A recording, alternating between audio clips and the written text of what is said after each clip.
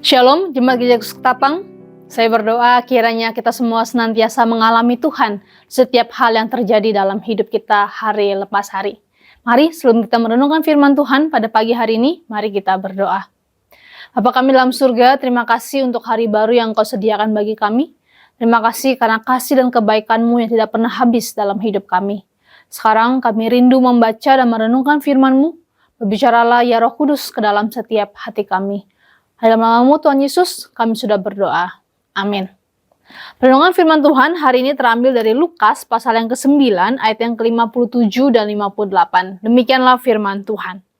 Ketika Yesus dan murid-muridnya melanjutkan perjalanan mereka, berkatalah seorang di tengah jalan kepada Yesus, "Aku akan mengikut engkau kemana saja engkau pergi." Yesus berkata kepadanya, "Serigala mempunyai liang dan burung mempunyai sarang, tetapi anak manusia tidak mempunyai tempat untuk meletakkan kepalanya." Jemaat kasih Kristus, dalam bagian firman Tuhan ini, Tuhan Yesus dan para murid sedang dalam perjalanan menuju ke Yerusalem. Yesus tahu bahwa waktunya sudah semakin dekat menuju salib. Karena itu di minggu-minggu terakhir pelayanannya, Yesus semakin tegas mengajar apa arti sesungguhnya menjadi seorang pengikut Sang Mesias. Salah satunya dari seorang calon murid yang datang menemui Tuhan Yesus. Si calon murid itu berkata, "Aku akan mengikut engkau kemana saja engkau pergi." Dalam Injil Matius, calon murid ini adalah seorang ahli Taurat, Bapak Ibu. Dia menyampaikan niat yang baik untuk menjadi seorang murid dengan menyebut Yesus sebagai guru dan dia mau ikut kemanapun Yesus pergi. Tapi yang menarik adalah alih-alih menjawab boleh atau tidak, Yesus malah berkata serigala mempunyai liang dan burung mempunyai sarang, tetapi anak manusia tidak mempunyai tempat untuk meletakkan kepalanya.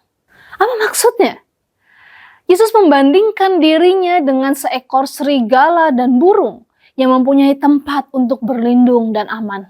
Sedangkan dirinya sendiri keadaannya lebih menyedihkan daripada binatang-binatang itu. Dia tidak ada tempat untuk meletakkan kepalanya atau merasa nyaman. Dan itulah yang sering kita temui dan kita lihat di dalam diri Yesus. Dalam setiap pelayanannya, Yesus seringkali perlu bergantung kepada keramatamahan orang lain. Misalnya ketika dia meminjam keledai untuk memasuki Yerusalem, atau meminjam ruangan untuk mengadakan perjamuan terakhir. Bukan hanya itu, Yesus juga menghadapi begitu banyak penolakan dan pertentangan selama pelayanannya. Di perikop atas kita melihat bahwa Yesus ditolak oleh orang-orang Samaria untuk berjalan melintasi kota mereka.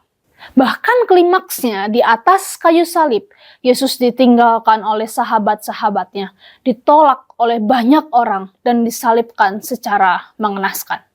Itu berarti jika seseorang ingin menjadi murid Yesus, maka dia harus siap menghadapi ketidaknyamanan yang juga dialami oleh Tuhan Yesus. Lalu saudara, nyatanya tak sedikit orang Kristen yang menyadari harga ketidaknyamanan ini. Ada orang Kristen yang mau terima Yesus sebagai Tuhan hanya supaya dia bisa masuk surga, hanya karena dia takut dihukum di neraka. Ada orang Kristen yang mau ikut Tuhan Yesus dengan harapan bisnisnya lancar jaya, keluarganya sejahtera, dan jauh dari segala sakit penyakit. Ikut Tuhan, maka segala persoalan dan kesulitan itu hilang lenyap. Kalau tidak nyaman, kalau tidak sesuai dengan kemauan, kalau tidak ada berkat jasmani, maka Yesus itu bukan Tuhan. Apakah kita juga seperti demikian, Bapak Ibu Saudara? Nyatanya Tuhan Yesus memanggil para pengikutnya untuk menyangkal diri, memikul salib, dan menderita bagi Yesus. Rasul Paulus dalam Filipi pasal yang pertama ayat yang ke-29 berkata, "Sebab kepada kamu dikaruniakan bukan saja untuk percaya kepada Kristus, melainkan juga menderita untuk Dia." Jelas dari ayat ini kita melihat bahwa karunia keselamatan kita itu juga dibarengi dengan karunia untuk menderita bagi Kristus. Inilah harga yang harus kita bayar, Bapak Saudara, ketika kita mengikut Yesus. Maka pertanyaannya adalah, bersediakah kita membayar harga ketidaknyamanan ini? Terima kasih Kristus, pilihan untuk mengikut Yesus bukanlah pilihan yang mudah. Ada banyak tantangan, penolakan, bahkan penderitaan yang menanti kita. Tapi kita tidak perlu khawatir, tawar hati, takut, dan gelisah. Karena Tuhan Yesus berjanji, Ia akan menyertai kita sampai akhir zaman. Tugas kita adalah berfokus kepada Yesus, memberitakan Injil, membawa jiwa kepada Yesus, dan lakukan yang baik kepada sesama kita. Mari kita menjadi murid-murid Kristus yang siap membayar harga bagi Yesus yang terlebih dahulu memberikan segalanya bagi kita. Kiranya Roh Kudus menolong setiap kita melakukan firman-Nya. Amin. Mari kita berdoa. Ya Bapa, terima kasih untuk anugerah keselamatan yang Kau berikan melalui pengorbanan Yesus di atas kayu salib. Pakailah hidup kami untuk dapat menjadi berkat bagi sesama kami hari ini, dan sungguh hanya memuliakan nama-Mu saja. Hanya dalam nama-Mu Tuhan Yesus kami sudah berdoa. Amin.